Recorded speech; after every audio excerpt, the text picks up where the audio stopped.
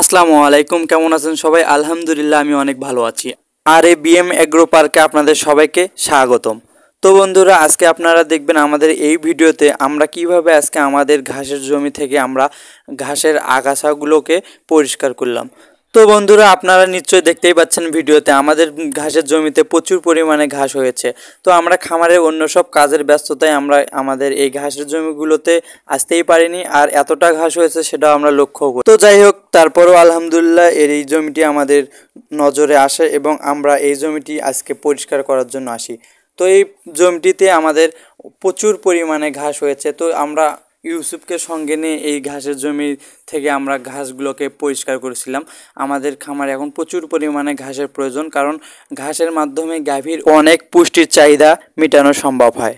তো বন্ধুরা, আমরা আমাদের খামারের গরুগুলোকে দানাদার খাবারের পাশাপাশি আমরা প্রচুর পরিমাণে ঘাস খাওয়ানোর চেষ্টা করি। ঘাস এমন একটি খাবার, গাভী থেকে দুধ পেতে হলে অধিক পরিমাণে ঘাস খাওয়ানো এটি অত্যন্ত একটি গুরুত্বপূর্ণ কাজ।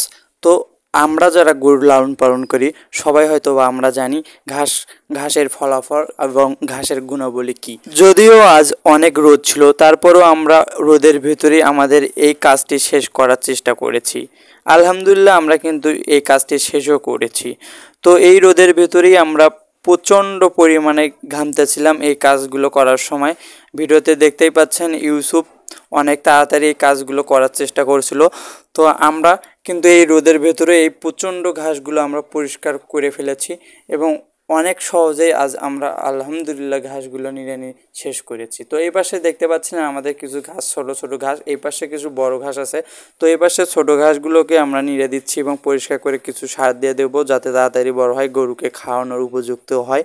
তো আলহামদুলিল্লাহ আমরা অবশেষে আমরা আমাদের এই ঘাসের জমিতে ঘাসের আগাছাগুলো পরিষ্কার করার পর আমরা চলে যাই আমাদের আরেকটি জমিতে। সেই জমিতে থেকে আমরা কিছু ঘাস কাটি আমাদের গাভীকে খাওয়ানোর জন্য। তো আমরা ঘাস কাটার পর আমরা চলে যাই আমাদের বাড়ির উদ্দেশ্যে। তো বন্ধুরা, এই ছিল আজকের ভিডিওতে। যারা আমাদের মতো অ্যানিমেলস লাভার আছেন এবং আমাদের এই কাজগুলোকে ভালোবাসেন, তারা আমাদের এই চ্যানেলটি সাবস্ক্রাইব করে আমাদের পাশেই থাকতে পারেন এবং আমাদের নতুন নতুন ভিডিও দেখতে পারেন। তো বন্ধুরা, আপনাদের সবার ভালো এবং মঙ্গল কামনা করে শেষ করছি এই ভিডিওটি।